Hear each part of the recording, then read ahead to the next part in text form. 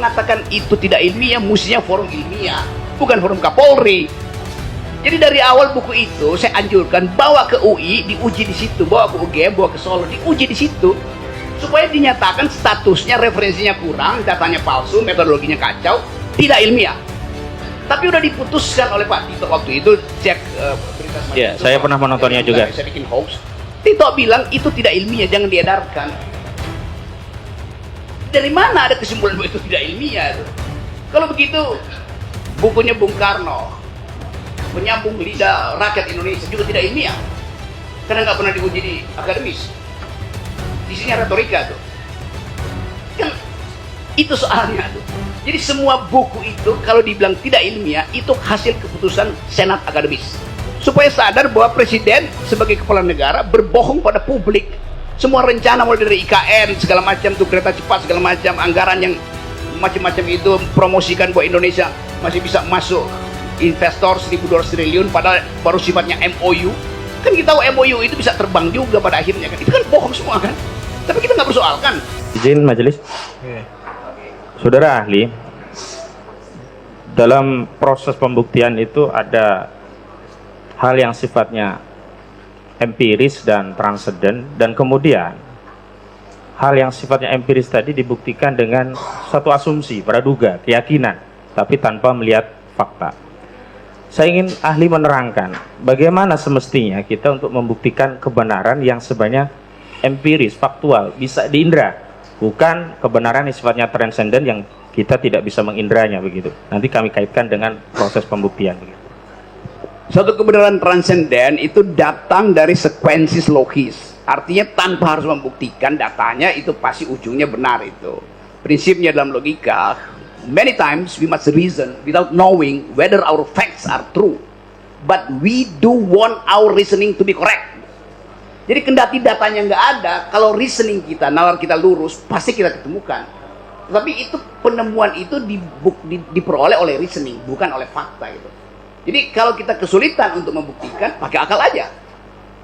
Akal itu bisa dibantah oleh akal juga pada akhirnya. Tetapi dalam soal yang Anda tanyakan tadi, kalau dia pembuktian sebab akibat, kalau saya tahu akibat, saya bisa kendalikan sebelumnya supaya sebab itu tidak menimbulkan akibat kan. Jadi bisa terjadi percakapan sebelumnya untuk menghindari kausalitas itu berujung pada kriminalitas kan, begitu dasarnya. Jadi reasoning kita, kalau kita utuh mempercakapkan sesuatu, lama-lama barang yang tertutup itu dia popping up, dia membuka dirinya sendiri.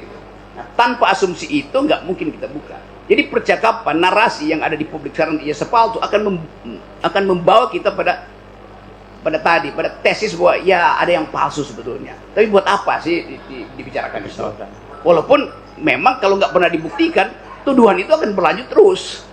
Kan sayang asumsi itu ada terus kan, Pak Jokowi palsu tuh. Nanti kalau Pak Jokowi satu waktu lengser, lalu orang bilang itu tukang palsu lewat di depan kita, kan nggak enak sebagai bangsa kan. Mending selesaikan soal itu. Undang aja percakapan baru di luar sidang, kan masih ada waktu tuh. Iya. Baik, tolong terangkan karena begini, ada dua isu yang sebenarnya objeknya sama tapi tarikannya dianggap berbeda.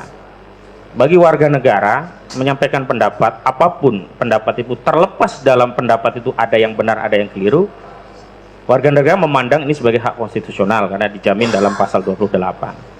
Tapi ada semacam fenomena bahkan secara faktual, sejumlah aktivis, sebut saja Edi Mulyadi, Syahganda Nainggolan, Jumhur dan yang lainnya, narasi-narasi kebebasan berpendapat itu sekarang ditarik menjadi seolah suatu kejahatan. Misalkan dianggap sebagai kebencian, hoax atau penyebar kebohongan, bahkan dianggap ini menerbitkan keonaran. Saya ingin beri batasan yang konkret, apakah hal-hal seperti itu adalah hak konstitusional yang dijamin konstitusi, atau sebenarnya memang kejahatan? Kalau ini memang kejahatan, hukum saja semua orang berpendapat, begitu.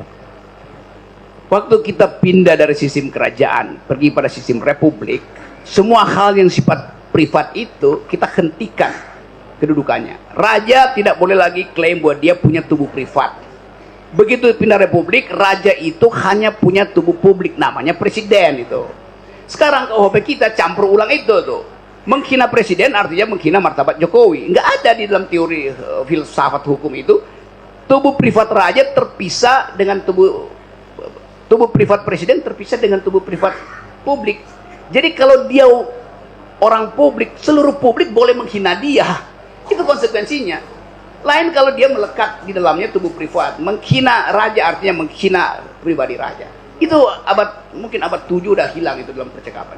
Bahkan kalau kita belajar teori filsafat hukum itu, di abad-abad 13 itu kata konstitusi artinya hak membunuh raja.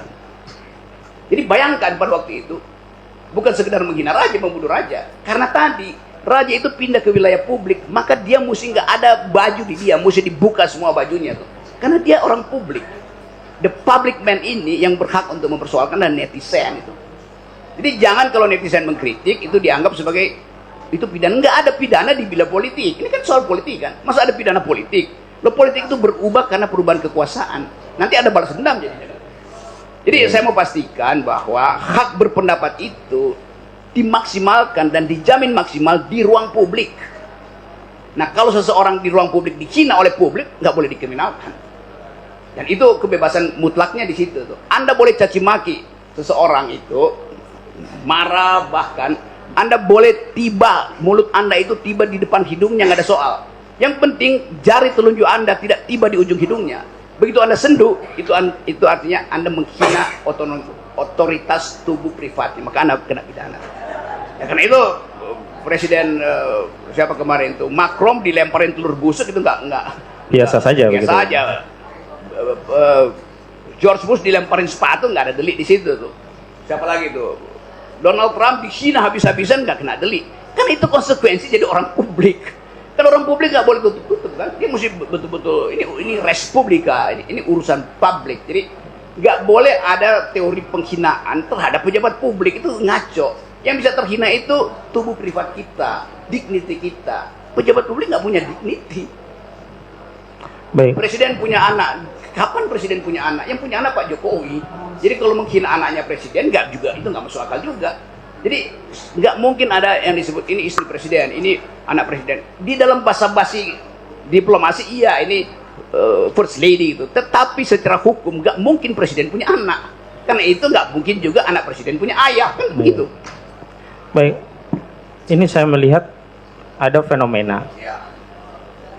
Dulu kita mengenal dasin ansih, aktualisasi itulah yang menyebabkan eksistensi. Ketika ada sekelompok masyarakat ingin mengaktualisasikan ide pemikiran dan eksistensinya itu dalam bentuk kritik, dan kemudian kritik tadi dibaca sebagai kebohongan, dibaca sebagai kebencian, dibaca sebagai tendensi kepada sara, suku, agama, ras, dan antar golongan. Maksudnya saya ingin kaitkan, misalkan dalam konteks pasal 14 ayat 1 dan 2 itu kan orang kemudian dianggap melakukan kejahatan karena dianggap menyebarkan kabar bohong yang menerbitkan keonaran. Terlepas ini juga debatable keonaran. Saya mau tanya, apakah kemudian ruang nalar kita itu tidak bisa eksis hanya karena belenggu bahwa segala hal yang berkaitan dengan aktualisasi ide pemikiran tadi akan menjadi kebohongan, akan menjadi sara, dan juga akan menjadi kebencian, sehingga kena pasal yang dalam pengamatan saya ini menjadi pasal langganan ya, 14, 15, 28, dan 156. Silahkan terangkan. Gini, banyak hal yang dalam waktu kemudian dievaluasi sebagai bukan kejahatan. Pada akhirnya begitu nanti itu. Jadi kita mesti antisipasi. Coba saya kasih ilustrasi ya. Yang paling klasik adalah membahas ide republik. Di dalam drama Shakespeare, Anda tahu ada lakon yang namanya Brutus, Julius Caesar. Di situ diterangkan Julius Caesar dibunuh oleh Brutus. Lalu kita caci maki Brutus bahwa Brutus membunuh Julius Caesar. Belakangan kita evaluasi kenapa Brutus membunuh Julius Caesar. Karena Julius Caesar mengatakan dia pemimpin republik, maka dia perlakukan orang secara setara. Keadilan dia tunjukkan. Brutus pegang janji Julius Caesar. Akhirnya Julius Caesar jadi seorang otoriter. Julius Caesar ini kaisar yang hidup kira-kira abad pertama atau abad pertama sebelum Kristus itu, 100 tahun sebelumnya. Julius Caesar mengkhianati ide republik, maka dia ditusuk oleh Brutus itu. Sekarang di dalam riset belakangan, Brutus dianggap sebagai seorang yang berhak membunuh Julius Caesar Kan dulu Caesar berbohong terhadap ide republik. Jadi Shakespeare mungkin akan bikin lakon baru supaya Brutus nggak disebut-sebut sebagai orang yang berkhianat. Kan? Yang berkhianat justru Caesar. Karena itu istilah it is you Brutus, Anda ternyata ya. Oh memang Brutus akan bilang memang saya, karena saya berniat untuk membunuhmu karena kau mengkhianati prinsip yang kita pegang bersama-sama. Brutus dan Caesar bikin perjanjian bahwa kita akan bikin republik ini baik. Caesar berkhianat, maka Pacta Sunt Servanda tidak berlaku lagi. Perjanjian itu tidak berlaku karena Rebus Sixtantibus sudah berubah tuh. Hal-hal yang diperjanjikan sudah berubah tuh. Itu prinsip di dalam hukum, di dalam prinsip hukum pact must be served. Jadi ada hak etis untuk mempersoalkan peristiwa itu kriminal atau bukan. Dibunuhnya Caesar itu menunjukkan bahwa Brutus dan gengnya itu ingin menegakkan kembali etika publik. Gampang bacanya. Itu kan parameter yang digunakan adalah logika yang kemudian mengoreksi satu pandangan sebelumnya. Nah, ini ada konteks yang berbeda. Kita memahami hukum kita sangat legisme gitu, positivis, sehingga ya hukum itu undang-undang. Dan kemudian ada pandangan yang menyatakan sepanjang secara legisme itu undang-undang masih ada, kebohongan itu dianggap kejahatan, ya masih berlakulah hari ini. Terlepas undang-undang itu sudah lama sekali tidak pernah diterapkan. Saya ingin tegaskan demikian. Pasal 14, 15 Undang-Undang Nomor 1 Tahun 1946 ini tidak pernah ada ya, kasus di era-era sebelumnya. SBY pun tidak ada, Megawati tidak ada, bahkan zaman Orde Baru tidak ada. Kemudian ada entah ini penyelundupan atau aktualisasi penerapan yang seolah-olah segala hal yang terkait dengan pendapat itu menjadi satu kebohongan. Dan memang seksi dengan pasal kebohongan ini, ancamannya 10 tahun sehingga bisa menahan, walaupun sebenarnya bisa dengan pasal 27. Maksud saya, subjektivitas penegakan hukum yang bisa dikendalikan oleh kekuasaan ini kan berbahaya bagi rakyat. Nah, bagaimana cara kita untuk memberikan penjelasan kepada penegak hukum? Hal-hal yang demikian itu bisa berdampak kepada hak dasar rakyat, hak konstitusional rakyat yang bebas menyampaikan pendapat di muka umum. Oke, saya kasih ilustrasi dulu ya supaya kita ada real fact di situ. Kira-kira sebulan lalu saya naik gunung ke Surya Kencana, Gunung Gede, Gunung Pangrango. Rakyat di situ, kepala desa di situ datang ke saya bilang bahwa kami mau digusur karena akan ada penambangan panas bumi di situ di kawah Gunung Gede itu. Saya bilang, terus kalian ngapain? Kami ketakutan itu. Terus dia tanya pada saya, ini kepala desa lulusan SD.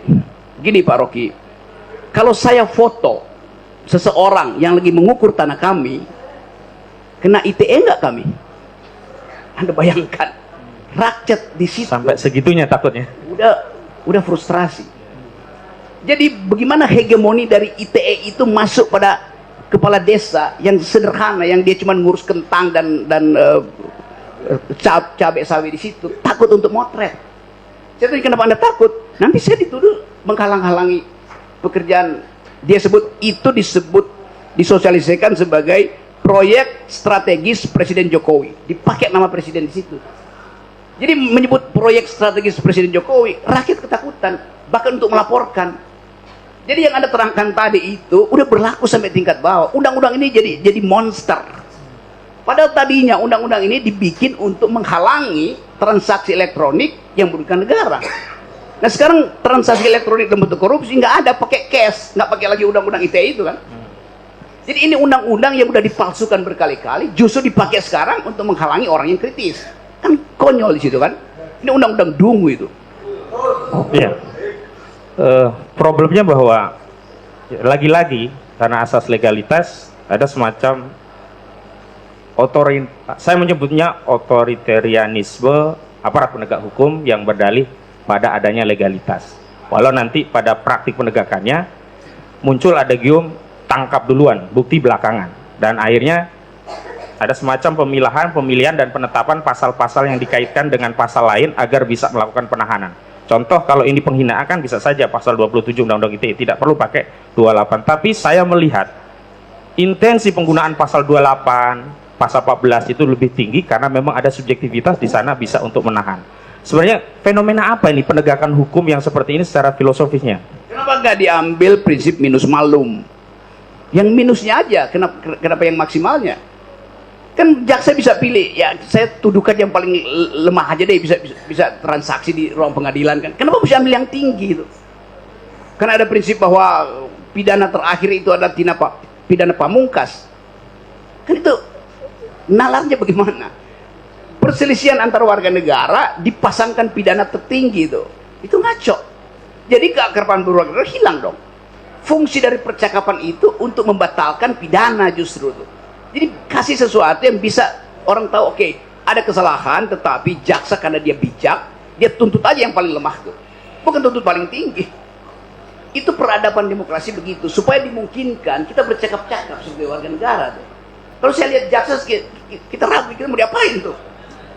Sama seperti lihat polisi sekarang, itu polisi lagi problem, sehingga dia takut lihat masyarakat sipil sekarang. Ya. Jadi hal ini yang kalau itu didalilkan, kita masih hidup di dalam tradisi yang disebut sebagai inkuisisi. Pengadilan di zaman Romawi yang tuduh dulu suruh dia buktikan itu. Saya mau hukum mati Anda, buktikan bahwa Anda gak akan mati, padahal udah mau dibunuh itu. Kan tesis itu masih berlaku pada praktek kejaksaan kita itu. Sifat inkuisisi itu. Balas dendam, menghukum sekeras-kerasnya itu. Tubuh orang dianggap sebagai bagian yang harus dipamerkan di dalam ruang publik yang disebut the festival of torture.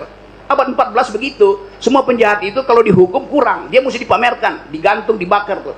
Festival of torture, festival kekerasan. Ini negara Pancasila, bagaimana ada festival of torture?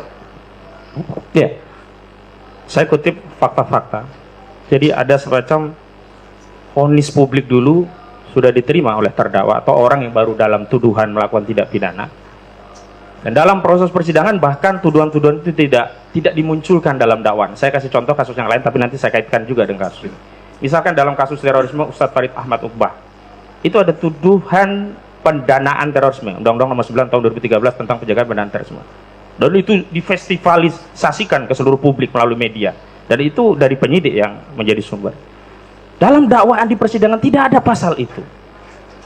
Dan ketika ada 3 dakwaan, hanya 1 dakwaan. Nah, saya kembali kepada soal hari ini. Ini juga demikian. Ada core yang berbeda. Kalau memang ini core-nya ITE, semestinya lex spesialis fokus ke ITE. Kalau ada perbedaan pasal, paling ke 27, ke 28. Tapi ini seolah-olah ada motif ingin menjerat terdakwa. Kalau nggak kena pasal ini, cari yang terberat. Ada pasal ITE, ada pasal HOK, ada bahkan penistaan agama. Bagaimana pandangan Anda terkait hal ini? Itu yang kalau saya simpulkan, ini yang disebut the very philosophy of retaliation, pembalasan dendam itu. Ngapain kita sebagai warga negara mendendam? Kalau antara pribadi mungkin ada dendam karena kultur. Ini urusan publik, apa ada dendam di situ? Atau kalau kita terangkan, Pak Jokowi berbohong nggak pernah kita laporkan pengadilan, paling kita olok-olok. Kami pernah gugat di Pengadilan Negeri Jakarta Pusat. Hanya untuk apa? Supaya sadar bahwa presiden sebagai kepala negara berbohong pada publik. Semua rencana mulai dari IKN segala macam tuh, kereta cepat segala macam, anggaran yang macam-macam itu, promosikan bahwa Indonesia masih bisa masuk investor 1.200 triliun padahal baru sifatnya MOU. Kan kita tahu MOU itu bisa terbang juga pada akhirnya kan. Itu kan bohong semua kan. Tapi kita nggak persoalkan. Iya, ada 2 konsep mohon untuk diterangkan agar kita tidak jatuh pada salah satu konsep yang kita hindari. Ada mahstat, ada rehstat. Dalam konteks rehstat tentunya aparat penegak hukum itu menjadi abdi negara, bukan abdi penguasa. Ketika jatuh negara itu menjadi mahstat, maka aparat penegak hukum bukan lagi menjadi abdi negara tapi menjadi abdi penguasa. Apakah fenomena yang terjadi hari ini adalah suatu fenomena yang menunjukkan negara kita sudah jatuh kepada mahstat tadi? Sudah berlangsung begitu. Bukti ada KUHP. Kalau dibilang apa isi KUHP sekarang, semuanya delik politik yang dihukum tuh. Itu udah makstat namanya tuh. Kan kalau rekstat, oke, equality before the law, dan seringkali juga salah diterimakan.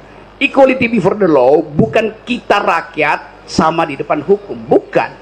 Kita rakyat yang tidak sama harus diperlakukan sama oleh hukum. Itu. Kan saya pasti nggak sama dengan Pak Jokowi statusnya tuh. Tetapi hukum harus bisa saya akses secara sama. Jadi biarin aja ada keragaman status orang, status sosial orang itu pasti berbeda. Kenapa mesti disamain? Yang harus sama adalah hak saya untuk minta diakses oleh hukum.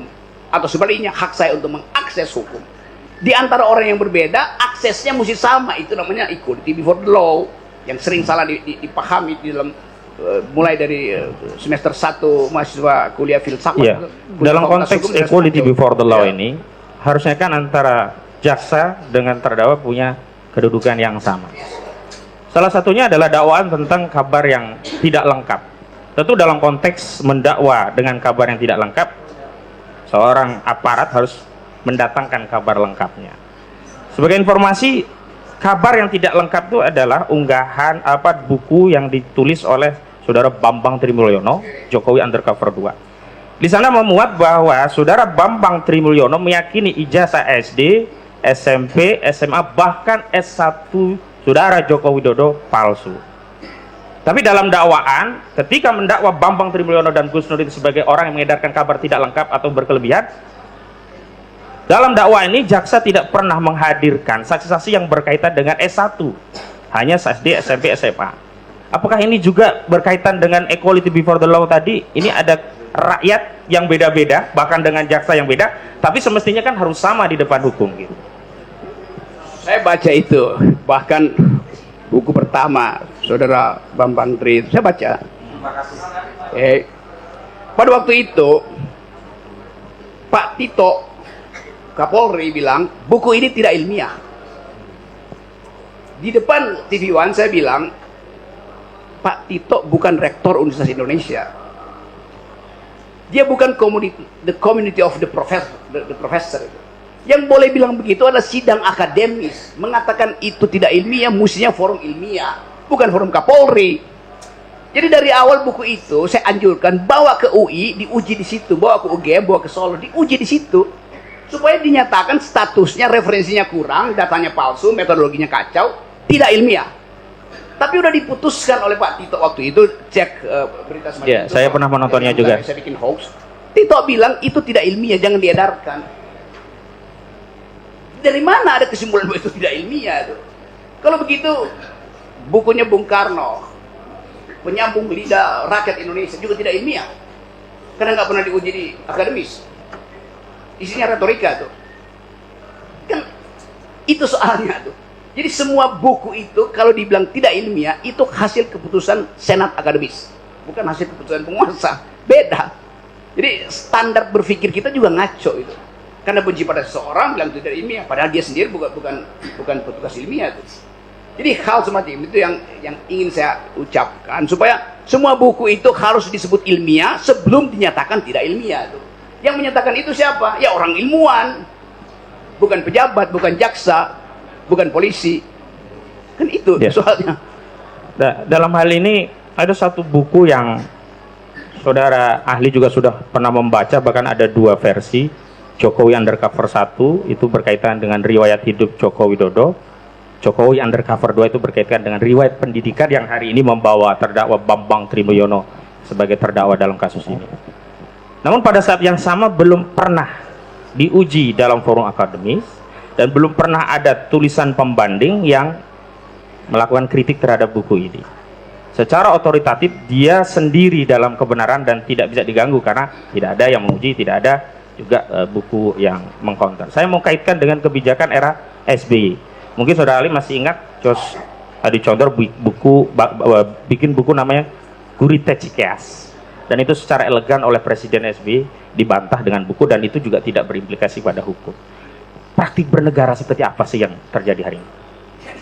Itu namanya, kan SBY datang dari kalangan akademis, dia tahu dalil akademis dibantah oleh dalil akademis supaya dialektikanya muncul. Kan itu yang mestinya terjadi, itu yang nggak terjadi hari ini itu. Sehingga saya beberapa kali diminta untuk menentukan status akademis dari sebuah disertasi itu. Disertasi nih ya. Saya bukan PhD, tetapi setiap disertasi ada logikanya.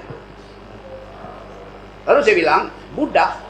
Saya baca itu satu waktu ada disertasi di bidang ilmu fisika itu dari seorang rektor di Universitas Negeri di Sulawesi itu. Pada itu, ini bagaimana ya, kita duga dia palsu. Saya bilang gampang, sini saya baca. Saya baca logikanya itu. Saya bilang kok grammarnya keliru. Mestinya kalimat aktif, kenapa kalimat pasif gitu. Saya anggap bahwa ini dia nggak paham konteksnya. Saya bilang Google aja. Di Google. Terlihat bahwa itu kutipan dari sebuah tesis disertasi di Austin University, Texas, atau di mana itu. Yang dia copy paste, dia terjemahkan dengan grammar yang kacau. Karena bahasa Inggrisnya buruk. Maka ketahuan bahwa ini salah. Terbongkar akhirnya. Dia dinyatakan sebagai ini palsu. Tetapi karena dia profesor, dikelilingi oleh staf yang juga ingin naik jabatan, dilindungilah dia tuh. Padahal otaknya udah buruk. Mentalnya udah kacau, kenapa dilindungi? Itu soalnya kan. Dulu orang protes, Saudara Rocky Gerung bukan dokter kok periksa-periksa disertasi. Lo disertasi itu ada metodologinya, saya ngajar metodologi. Nggak perlu jadi dokter untuk paham logika itu. Baik. Kan, soal semacam. Jadi balik pada soal tadi, ya sebaiknya itu sebagai status akademis, dibahas, dipertahankan, diejek, dipuji di forum akademis, bukan di pengadilan. Satu lagi, kebenaran secara logika itu kan satu pernyataan harusnya logis, dan diantara saya mau sampaikan proposisi, mungkin tidak. Ini ada orang beragama, agama tertentu, saya sebut Islam. Dia mengamalkan ibadah tertentu, dalam hal ini mubahalah. Dia meyakini mubahalah, ajaran Islam. Dia mempraktikkan mubahalah. Lalu logis tidak, kemudian dia dituduh menistakan agama yang dia yakini itu. Dalam konteks kasus Bambang Trimoloyono ini ada salah satu pasal demikian. Coba saya hati-hati dulu ya, karena ini soal agama nih. Saya terangkan dulu sejarah.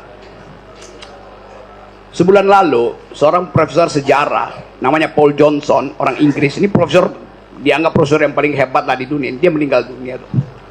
Salah satu kajian yang dia buat adalah, selama periode modern, satu hal yang nggak bisa dibatalkan adalah proposisi-proposisi agama. Nggak bisa dibatalkan. Ilmu pengetahuan berubah, dari Newton pindah ke Einstein, Einstein dikritik oleh Stephen Hawking, teori filsafat berubah, peredaannya berubah. Agama nggak bisa berubah itu. Karena ada yang disebut sifat esoterik dari agama itu. Bagian batin yang hanya bisa diakses oleh keyakinan. Ini profesor sejarah, waktu ditanya, Anda percaya Tuhan nggak? Saya nggak bisa jelasin dengan logika, tapi saya percaya. Nah itu nggak mungkin diadili. Karena Anda nggak bisa adili seorang berbohong di dalam doanya tuh. Jadi kalau dia katakan bahwa kesungguhan hati dia ingin membuktikan itu di dalam doa, dalam sumpah itu, dia nggak usah dibuktikan. Kan itu bagian yang paling intim, bagian core de la core, creme de la creme, the core cell dari homo religiositas adalah itu. Kalau meminjam istilah Pak Andul, core of the core begitu ya? Ya, core of the core, itu terjemahan dari bahasa Perancis, creme de la creme. Baik, terima kasih Ali. Selanjutnya saya berikan kesempatan ke rekan saya. Terima kasih, Yang Mulia, izin ke rekan sebelah kanan. Oke, silakan dilanjutkan. Terima kasih Yang Mulia. Saya lanjutkan saksi ahli dalam persidangan yang sudah dilewati yang panjang. Monggo untuk minum dulu. Dalam persidangan yang panjang sampai pada hari ini. Jadi kita di persidangan ini kan masih memperdebatkan tentang permasalahan kebohongan. Jadi bohong, beberapa ahli kemarin menyatakan bahwa bohong itu harus dibuktikan dengan kebenarannya. Jadi kalau menurut ahli, bagaimana dengan filsafat dari pembuktian kebohongan ini? Saya cari akal dulu ya, supaya ada konsep saya uraikan di situ. Gini.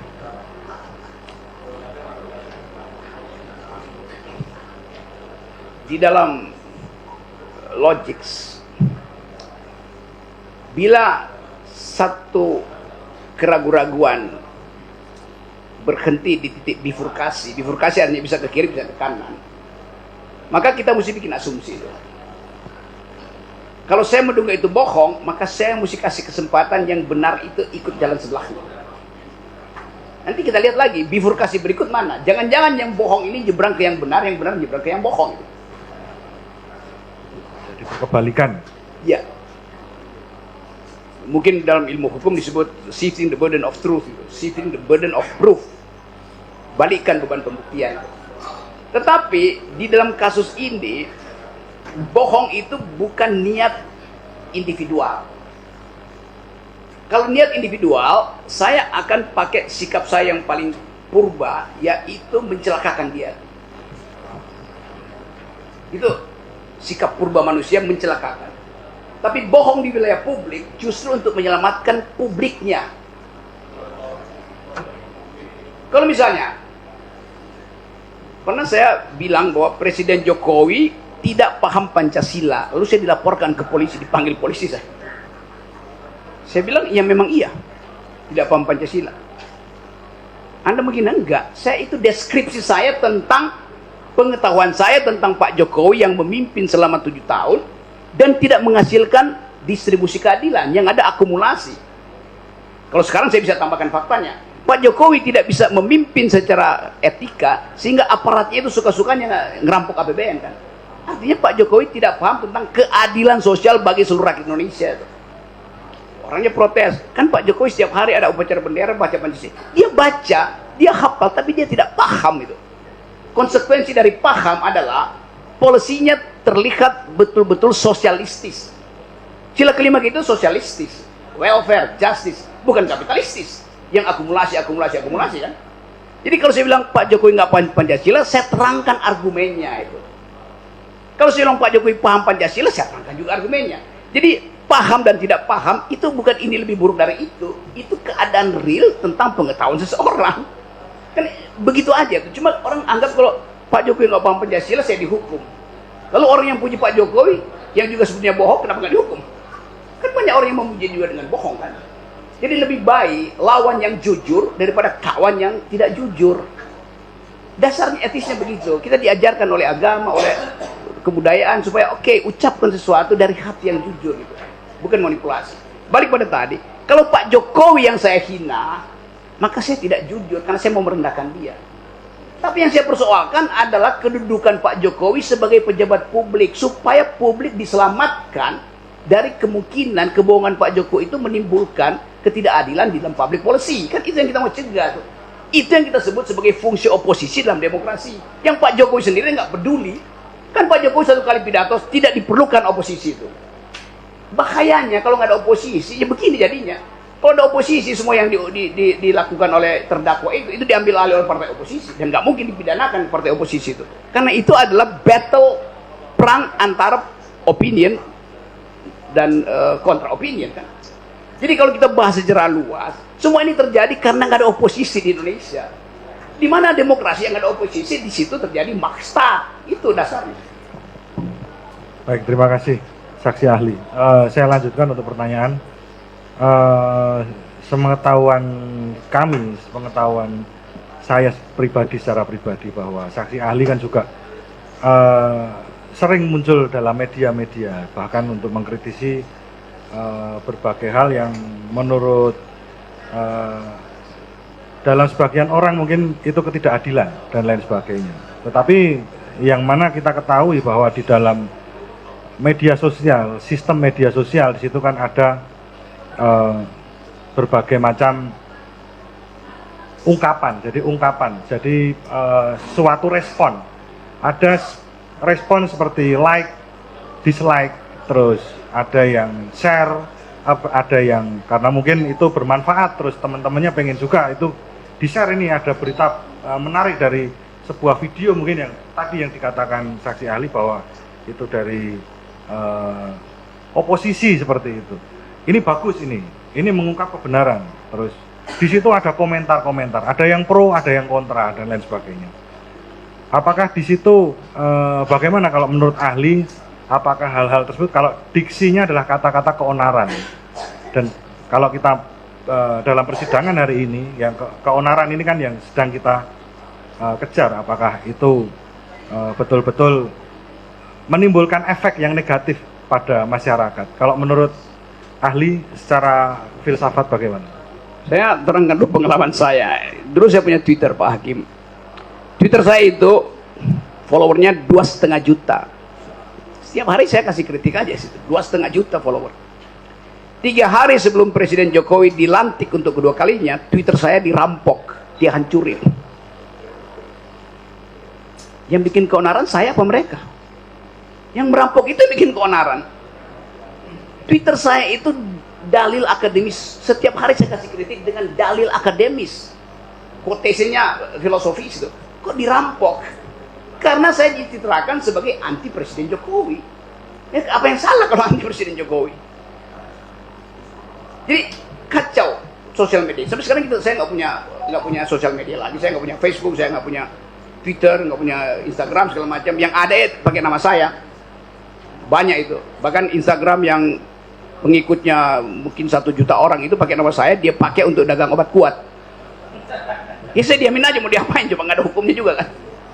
Jadi bayangkan misalnya sosial media yang isinya obat kuat tiba-tiba masuk beginian, ya dia mainkan juga sebagai isu aja kan. Nggak mungkin kita tahu bahwa di sosial media itu ada semacam keonaran. Mereka ngakak-ngakak aja tuh. Wah, Jokowi diajak lo, oh itu si Egy tuh matanya belok karena pakai kacamata hitam terus. Biasa aja kan. Olo-olo di sosial media itu nggak real, nama juga sosial media. Bahkan itu bisa isinya hologram di situ tuh. Improvisasi itu. Jadi ngapain tersinggung dengan sosial media? Konsekuensi dari sosial media adalah kita mesti tahan mental, psikologi dan nalar itu aja kan. Balas saja di situ kan. Ngapain bawa sosial media ke ranah hukum itu? Kecuali sosial media itu memang dipakai untuk beli preparat untuk riset tentang kemungkinan racun dimasukkan ke macam-macam. Kalau itu dipakai buat kejahatan, orang olo-olo di sosial media itu bukan kejahatan, itu kegembiraan. Karena nggak ada kepastian pemilu, mending main-main aja di sosial media. Iya. Juga itu termasuk saksi ahli. Jadi seperti tadi yang disampaikan bahwa yang pengen kita dengar di sini dari saksi ahli adalah contoh dalam, apakah contoh-contohnya seperti keonaran seperti yang tadi kan disampaikan bahwa komentar dan lain sebagainya itu adalah kegembiraan, luapan ekspresi kan seperti itu. Tapi kalau seandainya kalau kita bukan kita Bali ya, tapi kan ini kenyataan. Kalau seandainya ada permasalahan yang mengungkap mungkin yang saat ini terjadi, bahwa siapa yang memunculkan keonaran, apakah dalam kasus ini apakah Pak Bambang Tri sebagai pembuat buku atau beliau yang dituduhkan ijazahnya palsu? Saya belum pernah dengar reaksi Pak Jokowi yang bisa kita sebut Pak Jokowi membuat ini jadi onar itu. Beliau kan biasa aja tuh. Tetapi secara batinnya saya bisa baca Pak Jokowi terpapar oleh tekanan publik. Karena itu gimmicknya kelihatan, ngumpulin rekan-rekan sesama alumni segala macam itu. Kan itu semacam kecemasan individual, orang itu titik di mana batas antara kemarahan dan berupaya untuk menenangkan diri ada di situ, age-nya ada di situ, total anxiety kalau bahasa psikologinya itu. Nah, kecemasan itu justru diulas oleh netizen. Cie ngumpulin alumni ya, jarang-jarang loh Pak Jokowi. Itu kemudian backfire-nya itu, efek backfire-nya itu dimakan lagi oleh talk show, diundang lagi talk show itu, dibahas lagi di situ tuh, disebutin lagi namanya Bambang Tri, disebut lagi namanya Gus Dur, makin rame kan. Jadi hal yang sebetulnya simple sebagai permainan hermeneutics, usaha untuk saling menafsir aja, itu bukan keonaran. Talk show mana masa keonaran dihasilkan lewat talk show? Kalau begitu karena dia yang mesti ditangkap itu kan. Jadi itu sebetulnya kegembiraan yang diakibatkan oleh kecemasan sosial yang luar biasa. Yang mungkin Anda bisa panggil sarjana psikologi untuk terangin bagaimana memindahkan antara kecemasan individual sebagai Pak Jokowi, dia berubah menjadi kecemasan sosial karena ditonton oleh yang sosial, lalu berubah menjadi delik. Sekarang itu kan absurd kan. Ya, pertanyaan saya yang terakhir. Tentang yang tadi sudah disampaikan dari saksi ahli bahwa equality before the law. Jadi yang saya maksudkan di sini adalah keadilan. Bagaimana keadilan dari sudut pandang filsafat yang tadi disampaikan bahwa dari sejarah dan lain sebagainya, bahwa dalam filsafat pun juga membahas keadilan. Dan yang terjadi di ruang persidangan kali ini adalah ada sebuah peristiwa yang mana di situ adalah menurut penelitian seorang Bambang Tri secara pribadi itu menunjukkan buku yang hasilnya seperti itu, dan kemudian diundang oleh Gus Nur sebagai seorang YouTuber di situ, seorang ulama, seorang penyebar ajaran agama Islam. Di situ beliau melakukan mubahalah dalam isi buku tersebut, apakah betul atau tidak. Lah yang saya maksudnya tanyakan adalah, keadilan ini adalah menyinggung tentang kedua orang dan tentang bermasyarakat dalam suatu negara. Apakah adil apabila kedua terdakwa ini nantinya akan dijatuhi hukuman yang berat seperti itu? Ya, saya terangkan metodologi berpikirnya ya. Kalau kita, misalnya kalau kita main judi ya, kalau saya main judi, tail or head, apa namanya, tail or head itu Pak? Iya, kepala burung atau umum? Iya, iya maksudnya kan. Biasanya kita bilang apa tuh?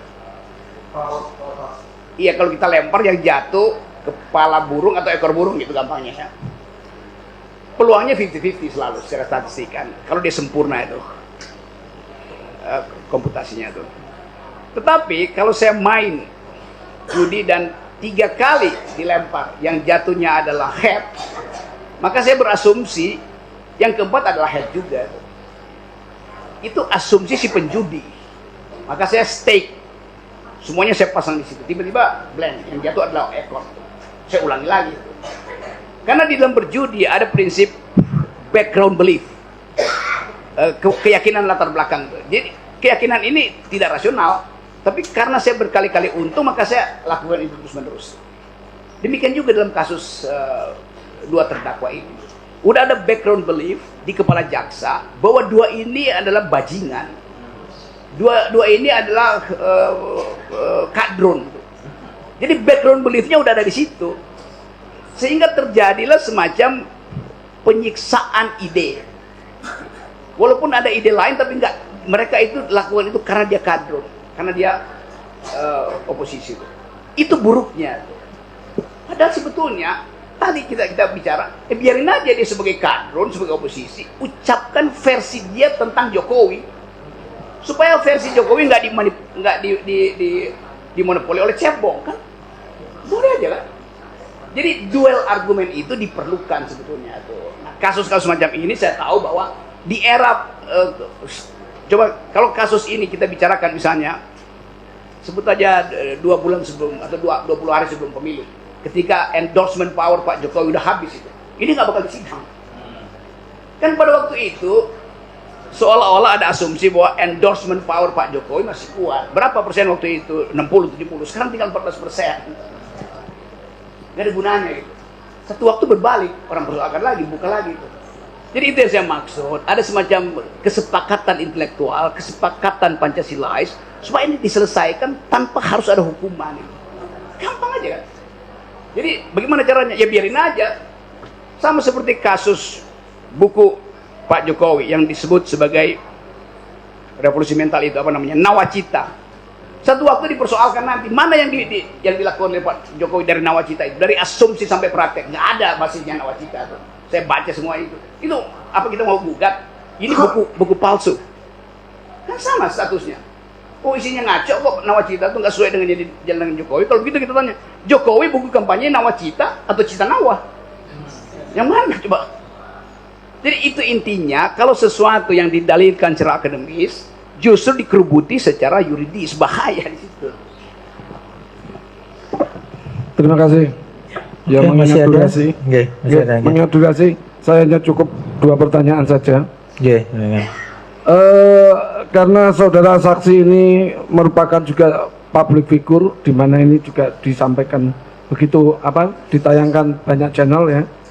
Ini tadi saya menyimak di depan, jangan sampai nanti masyarakat terjebak masuk bui karena statement tadi. Maki-maki bukan hate speech ya. saya ingin satu contoh konkretnya. Apakah misalkan saya mengatakan pada seseorang, kamu bajingan, kamu lonte, kamu penipu, apakah itu yang dimaksud ataukah dalam bentuk lain? Satu itu sekaligus saja ya. Tadi disampaikan juga di sini terjadinya seperti ini karena ada sebuah dendam, ya. Yang ingin saya pertanyakan, ini yang dendam siapa? Dendamnya kepada siapa? Sudah cukup. Terima kasih. Itu soal bangsat, anjing, lonte, segala macam itu di era saya itu biasa betul. Anjing, bagi rokok lu tuh hal biasa. Di dalam era saya itu tuh sangat merdeka kita saling ledek begituan tuh. Udah berapa tahun lu jadi monyet? Biasa aja dia akan jawab. Itu sejak lu jadi anjing. Jadi ada komunitas pengguna bahasa di mana bahasa itu justru memerdekakan pikiran itu. Itu namanya itu. Karena manusia adalah language using animal. Pengguna bahasa di dalam satu komunitas tuh. Artinya ini hanya bisa dipakai dalam satu komunitas. Ya memang. Jadi kalau saya ini kan baru berjumpa dengan Bang Rocky, saya sangat senang sekali ya. Terus tiba-tiba saya, Bang Rocky menurut lo itu lonte, kalau ngomong seenaknya gitu, itu bagaimana? Yang ada soal karena saya anggap Anda datang dari era saya tuh, walaupun saya nggak kenal. Saya langsung bilang, ini anak tahun 80-an nih. Gampang aja. Oke. Nggak akan tersinggung saya. Kalau anaknya yang lebih muda bilang begitu, Cukup ya, cukup. Yang dilanjut tadi, yang dendam itu tadi, dendam siapa yang dendam, kepada siapa dendam? Bisa dijawab Tadi kan disampaikan. Ya pasti dendam.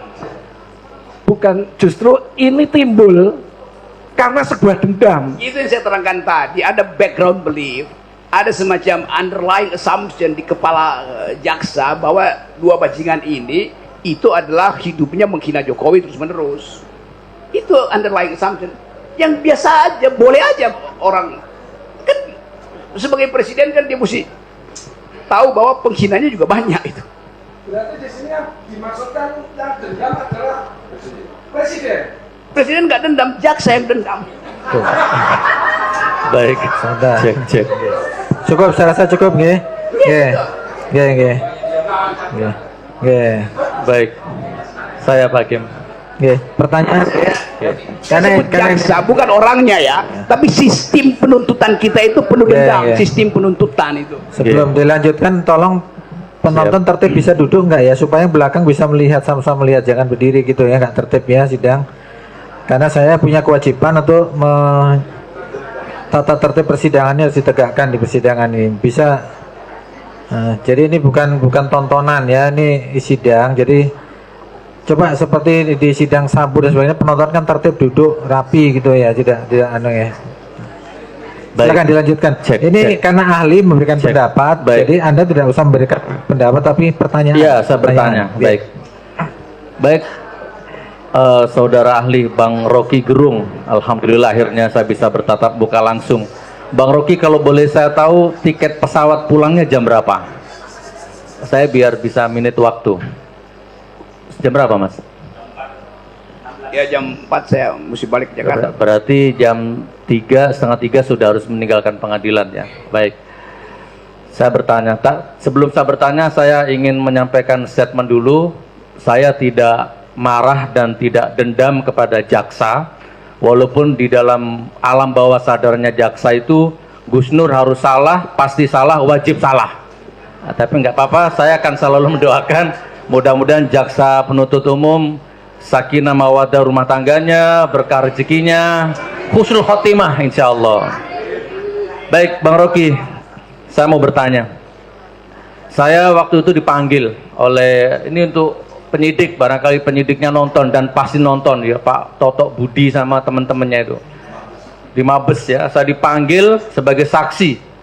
Oke, saya datang, saya di BAP sebagai saksi dengan bahasa yang ramah, santun, macam-macam lah. Kurang lebih 4 jam, 5 jam.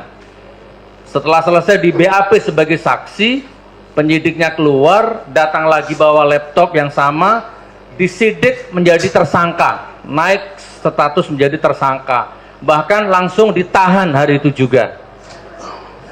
Oke, jadi Bang Rocky, saya protes, kenapa saya ditahan? Kan belum terbukti itu. Saya sudah mengadakan gelar perkara dengan MUI, dengan semua pihak.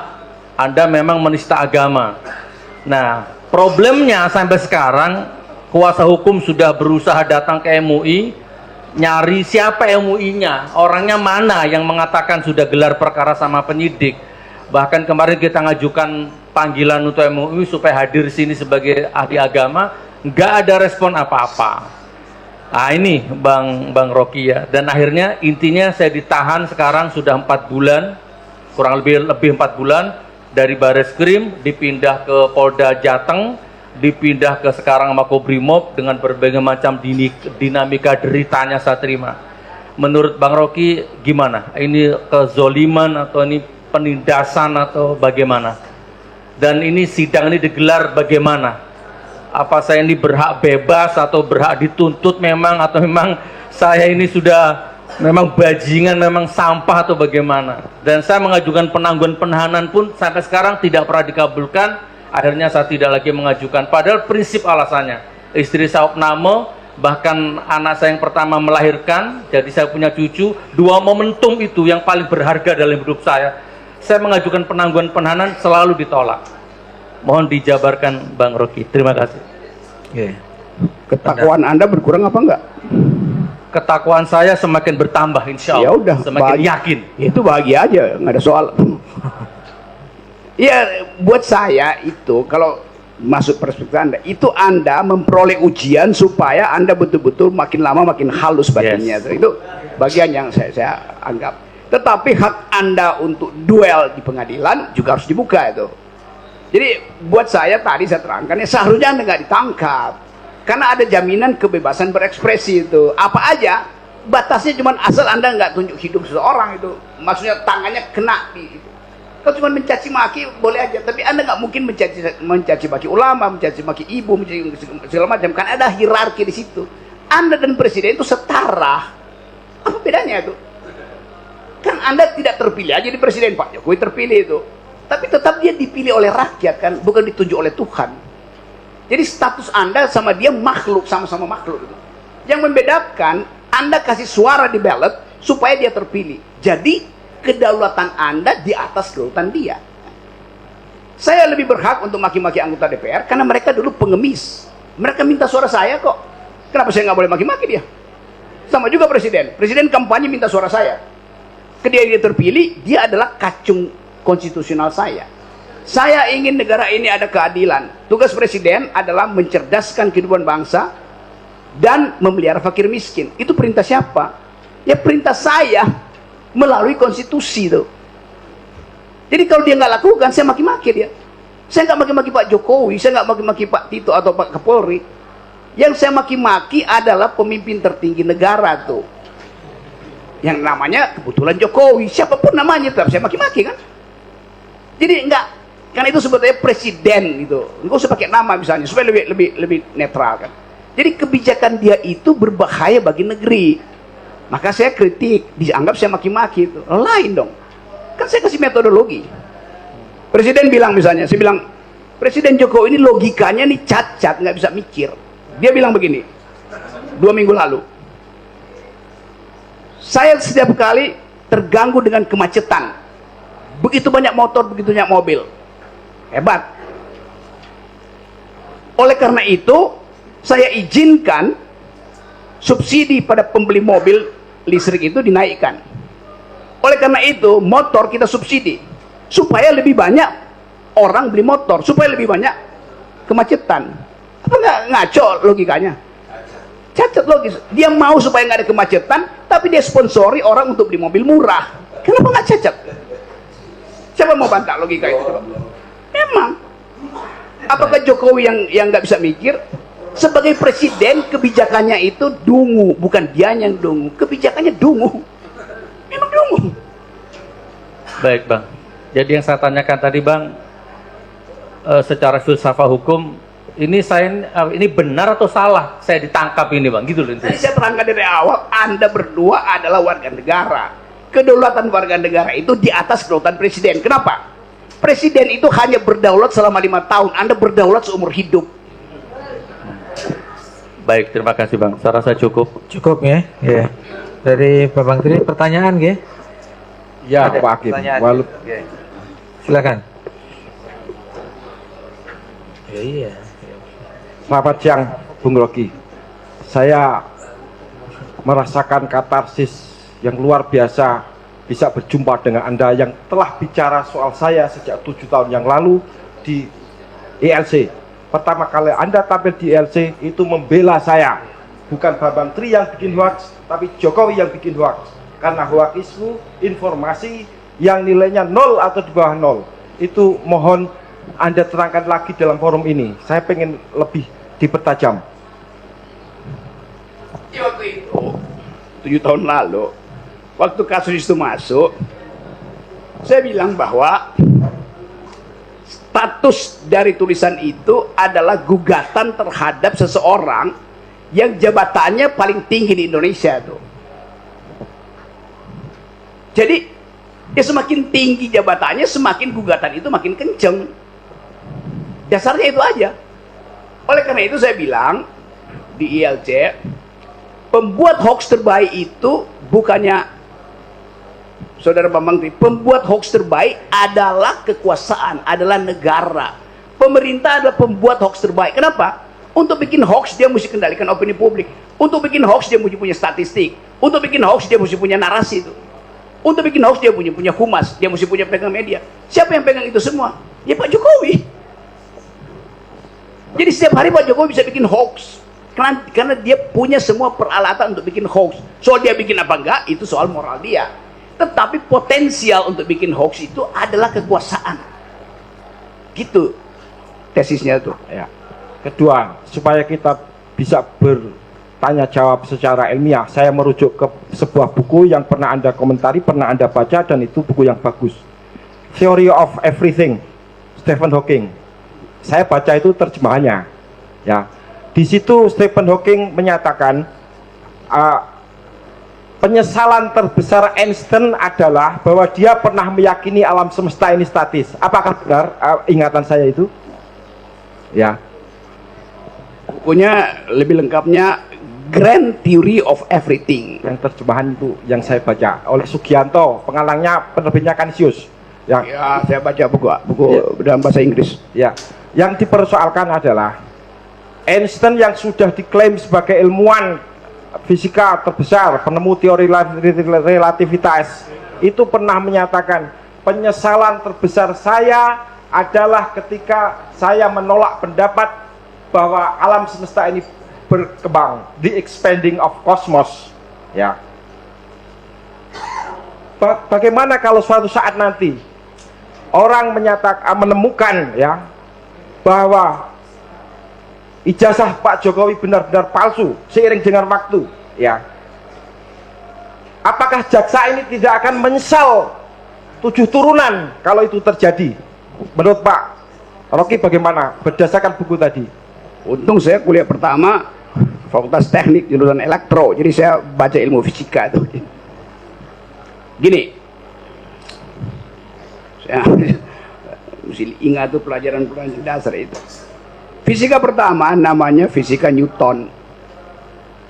Dia hanya berlaku di tingkat di mana gravitasi itu bisa diukur di bumi. Untuk hal-hal di atas kemampuan Newton di bumi berlaku prinsip relativity itu. Tetapi orang sering salah menerangkan antara relativity dan relativism. Einstein nggak pakai istilah relativism, relativity. Tetapi teori itu sebetulnya, ini kalau ada teman-teman yang ahli fisika coba koreksi, saya belajarnya 20 tahun lalu nih ilmu fisika tuh. Yang pertama mengungkapkan relativity itu adalah Laplace. Laplace bikin dugaan bahwa kalau saya tahu posisi satu objek bersamaan dengan kecepatannya, maka saya tahu arah dari objek itu. Laplace. Itu kemudian dikritik oleh Heisenberg. Heisenberg bilang, kalau Anda tahu kecepatannya, tidak mungkin Anda tahu posisinya. Demikian sebaliknya. Kalau Anda tahu posisinya, tidak mungkin Anda tahu kecepatannya. Semua itu kemudian diucapkan kembali dalam formula dari Einstein. Karena semuanya bisa berubah, karena fungsi dari massa itu adalah mc². Sehingga perubahan-perubahan yang diukur itu bisa berubah juga di tempat yang lain. Nah, sekarang ada teori lain, ada parallel universe, macam-macam string teori itu. Tetapi prinsipnya ilmu fisika pun berubah paradigmanya tuh. Yang kita sebut sebagai teori paradigma yang dibuat oleh Thomas Kuhn, bahwa paradigma itu menuntun riset teknisnya tuh. Jadi bahkan ilmu fisika berubah. Yang nggak berubah itu adalah matematika. Yang nggak berubah itu adalah keyakinan tentang Tuhan. Itu nggak berubah. Jadi itu betul tadi. Seandainya suatu waktu, apalagi ilmu hukum, apalagi bukti yang sedang dicari, tiba-tiba bisa berubah. Lalu yang disebut pembuat hoax adalah jaksa. Kan bisa begitu tuh yang terjadi. Jadi itu prinsipnya. Maaf ya, saya terangkan ilmu fisikanya karena Anda bicara soal buku-buku ini. Sampai sekarang saya masih baca buku fisik. Jadi pertanyaannya, apakah kita bayangkan fiksinya? Apakah nanti kalau ijazah Pak Jokowi terbukti secara terang benderang palsu setelah ada uji forensik kertas, apakah tidak sampai kemungkinan para jaksa ini bunuh diri massal? Iya, karena ketololan yang luar biasa seperti yang digambarkan oleh Einstein tentang dirinya sendiri itu. Kan selalu ada yang saya nggak tahu apa yang terjadi dengan mereka. Mungkin juga justru naik pangkat itu kan. Kan anything goes itu. Kalau bahasa lagunya kue sera-sera, the future's not ours to see. Tetapi hukum pasti punya prediksi itu, dan prediksi hukum selalu berhubungan dengan keadaan politik. Jadi tentu kita serahkan pada Pak Hakim, apakah betul bahwa kalau legalisme itu dipakai hari ini, apakah legalisme yang sama dengan asumsi yang sama berlaku juga ketika rejimnya berubah? Kan itu question marknya di situ kan. Tapi oke, saya menganggap bahwa saya hadir di sini untuk memberi jalan pikiran radikal atau sebutnya jalan pikiran alternatif tentang kasus-kasus semacam ini. Kan ini akan masih banyak kasus beginian tuh. Jadi kalau diurut, ya mungkin bukan cuman bunuh diri massal, bunuh diri seluruh infrastruktur kejaksaan, kan kasusnya banyak kan bukan cuma ini. Tapi ini pelajaran bahwa di akhir masa jabatan Presiden Jokowi, semua isu yang tadinya disembunyikan lama-lama muncul, popping up sebagai problem itu. Jadi yang diputuskan sekarang akan jadi problem di 2 minggu ke depan kalau pemilu batal. Kedua, soal buku lagi yang Pak Rocky uraikan panjang lebar di LC, yaitu bukunya Amartya Sen, di mana lahir teori ekonomi yang sangat bagus, mendapat hadiah Nobel kalau nggak salah, dipicu oleh kejadian yang sederhana ketika seorang bapak mati terbunuh ketika dia mau membelikan susu buat anaknya, membelikan susu di tengah-tengah rakyat itu, di tengah-tengah huru hara itu, ya. Menjadi persoalan ketika hal yang sama saya alami dalam kasus. Bayangkan, saya gambarkan, saya pulang dari penjara, istri saya dalam keadaan hamil. Betapa dalamnya goresan yang saya alami, ya. Saya berusaha untuk membela diri saya, yang saya tanggung jawab presiden dong, karena dia presiden saya, bagaimana dia tidak melindungi keamanan saya sebagai napi? Kan boleh itu. Istri saya hamil dan sekarang keadaan gila, dan kemarin dicek oleh seorang saksi fakta, ya, yang nanti akan saya sampaikan sebagai saksi fakta saya. Pertanyaan saya,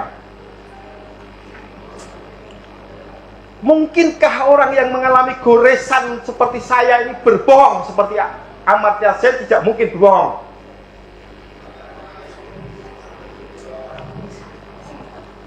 Pertanyaannya kemungkinan ya. Ya. Monggo bisa dijawab. Saksi ahli hanya berpendapat, monggo pendapat ahli gimana? Saya dulu juga mengajar mata kuliah judulnya filsafat dan psikoanalisa. Ada satu teori di dalam psikoanalisis bahwa yang diendapkan di bawah sadar itu yang benar itu. Teori Freud. Sekarang kita mau cari tahu kuncinya di mana yang biasa disebut Freudian key dalam kriminalitas itu. Kalau seseorang pada akhirnya memperlihatkan kejujuran dengan konsekuensi yang panjang, maka kita mesti duga dengan kuat bahwa dia sudah menghitung itu karena konsekuensinya panjang. Jadi dia menganggap bahwa buat apa saya bohong kalau konsekuensinya sampai soal keluarga saya terlantar. Itu namanya kalkulasi eksistensial di dalam cara seseorang menghayati core self-nya. Tadi saya kasih cerita tentang Brutus dan Caesar. Brutus teman baik Caesar. Dia tahu kalau dia patuh aja pada Caesar, dia bisa jadi duta besar, dia bisa jadi Menko Polhukam tuh. Tetapi hati nurani Brutus mengatakan, Anda teman baik gue, kenapa Anda hianati ide republik? Brutus tahu kalau dia bunuh Caesar, dia juga akan mati, Brutus ini. Tetapi dia ambil risiko itu, dan dia tahu bahwa dia akan dicaci maki sebagai pengkhianat. Setelah berabad-abad, baru bisa diterangkan bahwa Brutuslah pahlawan, Caesar itu bajingan. Karena dia mengkhianati ide publik republik. Tapi kemudian nanti ada keterangan lain bahwa Brutus sebetulnya adalah anak dari Julius Caesar, karena Caesar itu kerjaannya adalah ngewek dengan semua istri pejabatnya. Saya pakai istilah itu supaya lebih mudah tuh. Hobi Caesar adalah menyetubuhi istri-istri pejabatnya. Salah satu yang dia setubuhi adalah ibunya Brutus. Jadi kalau kita gambarkan peristiwa ini di kepala kita, ini bisa isi sinetron panjang gitu, tentang kemaksiatan politik Indonesia. Hal ini sekarang dibuka di dalam soal polisi kan macam-macam isunya kan. Isu seks masuk di situ, isu narkoba, isu penyalahgunaan jabatan. Jadi dalam satu peristiwa kecil ada semua variabel tentang kebiadaban itu bisa masuk di situ. Itu yang dialami oleh saudara Bambang Tri, sehingga dia ekspresinya itu betul-betul eksistensial. Cara dia menatap saya, gemetar dia ngomong. Jadi saya hanya bisa membantu mendudukkan soal ini dari semua perspektif pengetahuan yang pernah saya pelajari dan saya pertanggungjawabkan. Assalamualaikum warahmatullahi wabarakatuh. Waalaikumsalam. Saya cukup nih. Satu lagi belum. Ya. Satu lagi. Ya. To the point aja, to the point. Ya, to the point. To the point aja. Ya. Dan itu kan pernyataan saya di depan publik itu, apakah itu betul-betul saya alami atau saya bohong tentang istri saya, kan gampang pengujiannya. Tes DNA anak itu. Kalau bukan anak saya berarti saya tidak bohong. Ya, artinya saya tidak bohong bahwa dia mengalami suatu ludah paksa, kekuatan yang luar biasa yang tidak bisa saya atasi. Ya, sama dengan masalah ijazah, loh. Betapa gampangnya itu dilakukan tes forensik dengan karbon, ya, usia kertas ini sama atau enggak dengan ijazah yang benar. Lah, saya sudah sampel yang asli sudah, sehingga saya siap menghadirkan di pengadilan. Kalau Jokowi punya, bandingkan aja. Kan sama simpel persoalannya. Ya, kenapa yang ada di kepala jaksa ini tidak sesimpel itu? Fenomena apa yang menjangkiti para jaksa ini, Profesor? Pertanyaannya apa? Lah ya, apa yang membuat jaksa itu tidak bisa berpikir seperti saya? Simpel. Iya. Oke ya, saya nggak mungkin memaksakan jawaban itu, tetapi dari koneksi subjektivitas saya bisa nangkep satu gejala yang juga dalam psikoanalisis disebut delirium. Delirium itu artinya seseorang yang nggak bisa lagi mengucapkan karena semua peralatan dia untuk mengucapkan telah dimanipulasi oleh kekuasaan. Jadi dia gugup dan gagap. Saya cuma mau tanya pada jaksa, apakah Anda mengalami gejala delirium itu? Sehingga gugup dan gagap berhadapan dengan kekuasaan? Big question mark, silakan jawab. Kan tugas dari jaksa adalah memeriksa perkara tuh, dengan basis tuduhan itu. Tetapi kalau perkara itu dimasukkan dengan basis tuduhan dan di belakangnya ada bayang-bayang kekuasaan, jaksa bisa mengalami delirium, gugup dan gagap. Fasilitas itu yang bisa diuji di pengadilan.